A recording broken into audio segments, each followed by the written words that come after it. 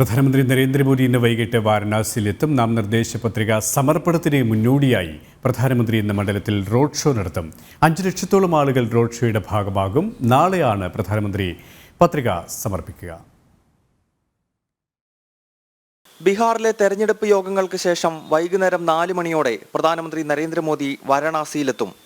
ബനാറസ് ഹിന്ദു സർവകലാശാലയ്ക്ക് മുന്നിലെ മദൻ മോഹൻ മാളവിയുടെ സ്തൂപത്തിൽ പ്രധാനമന്ത്രി പുഷ്പാർച്ചന നടത്തും. ശേഷമാണ് 5 കിലോമീറ്റർ റോഡ് ഷോ. ഉത്തർപ്രദേശ് മുഖ്യമന്ത്രി യോഗി ആദിത്യനാഥ് റോഡ് ഷോയിൽ പങ്കെടുക്കും. 5 ലക്ഷത്തോളം പേർ ഇന്നത്തെ റോഡ് ഷോയുടെ ഭാഗമാകുമെന്നാണ് BJP നേതൃത്വം അറിയിച്ചത്. നാളെ ഉച്ചയ്ക്ക് പ്രധാനമന്ത്രി നാമനിർദ്ദേശ പത്രിക സമർപ്പിക്കും. 2014 വാരണാസിയിൽ പ്രധാനമന്ത്രിയുടെ ഭൂരിപക്ഷം 3,71,000-ഉം കഴിഞ്ഞ തവണ അത് 4,79,000-ഉമാണ്. ഇത്തവണ ഭൂരിപക്ഷം വീണ്ടും ഇരട്ടിയാക്കുമെന്നാണ് BJP നേതൃത്വം അവകാശപ്പെടുന്നത്. പ്രധാനമന്ത്രിയുടെ നാമനിർദ്ദേശ പത്രിക സമർപ്പണ ചടങ്ങ് വൻ ആഘോഷമാക്കി മാറ്റാനാണ് BJPയുടെ ലക്ഷ്യം.